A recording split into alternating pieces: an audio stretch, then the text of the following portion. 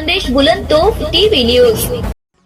शिंदखेडा नगरपंचायतीच्या गेल्या 5 महिन्यातील राजकारणानं कधी नव्हे असा वेगळ्या अर्थानं कळस घातलाय।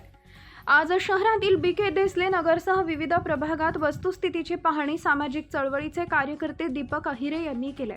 त्यावर नगराध्यक्ष गटाकडे 6 सदस्य आणि समोरच्याकडे 11 सदस्य, उपनगराध्यक्ष, सर्व समित्यांचे सभापती पद अशी रेलचेल आहे।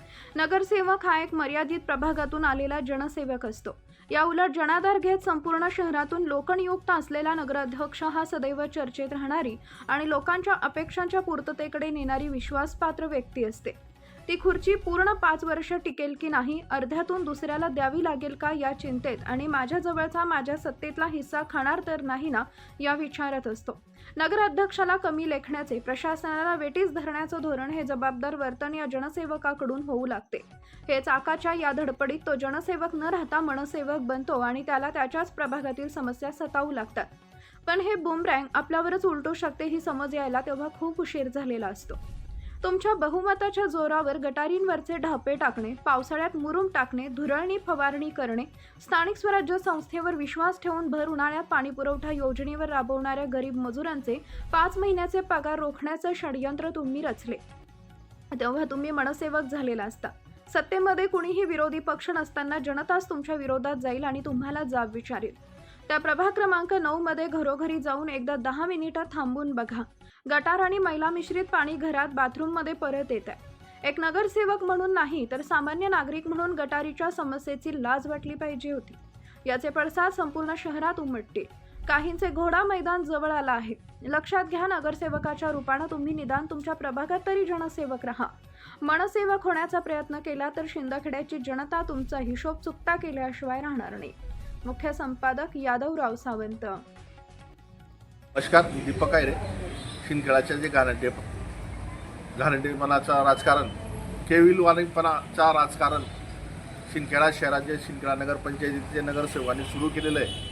बहुमताच्या दूषित राजकारण, गटारी साफ करण्याला, फेकाला विरोध करणे, ढापा टाकण्याला विरोध करणे, मुरुम टाकण्याला विरोध करणे। आज शिंदखेडा शहरात सतत दुसरा दिवस पाऊस, दो पाऊस पडलेला आहे। मोठ्या प्रमाणाने पाऊस झालेला आहे, समाधानकारक पाऊस झालेला आहे। त्याच्यामुळे गटारी तुंबल्या, गटारीतला पाणी किचनमध्ये, घरामध्ये वापस येतोय।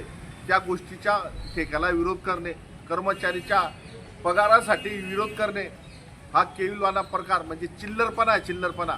मी त्या सन्माननीय सर्व नगरसेवकांना सांगू इच्छितो जे बहुमताच्या दूषित राजकारण शिंदखेडा शहरामध्ये करताय, त्यांना त्यांच्यातर्फे आम्ही निषेध करतो आणि सत्कार मोहीम ठेवणार आहे। कारण की तुम्ही शिंदखेडा शहरातल्या गटार सफाईला विरोध करणारे, नाले सफाईला विरोध करणारे, गटारे फुटलेल्या डापाला विरोध करणारे असे जे तुम्ही नगरसेवक आहेत, बहुमताचा दुरुपयोग करताय आणि शिंदखेडा शहराला वेटीस धरण्यामध्ये येणारा आता पावसाळा सुरू झालेला आहे। पाऊस दो पडतोय। याच्यात जर गटारीमधून रोगराई पसरली किंवा रोगराई सुरू झाली तर याला सर्व जबाबदार 11 नगरसेवक राहतील जे विकास कामाला विरोध करताय। याशी नगरसेवक जबाबदारी। शिंदखेडा शहरात एकही माणूसाला मलेरिया झाला, टायफॉइड झाला, जैरी मलेरिया झाला ते सर्व जबाबदार राहतील। अहो, सन्माननीय दीपक दादा देसले ते माजी नगराध्यक्ष शिंदखेडा शहर आहेत। त्यांनी स्वतः त्यांच्या वार्डातल्या गटारी साफ झाल्या पाहिजे, ढापा टाकल्या पाहिजे। ते स्वतः सत्ताधारीतले ते सुद्धा देत आहे। आणि मग हे बाकीचे काही गोटावरमध्ये जुकते लोक हे कशासाठी चिल्लरपणा करताय? कमिशनसाठी? आम्ही तर आरोपच करणार तुम्ही कमिशनसाठी करताय शिंदखेडा शहरातला विकासा।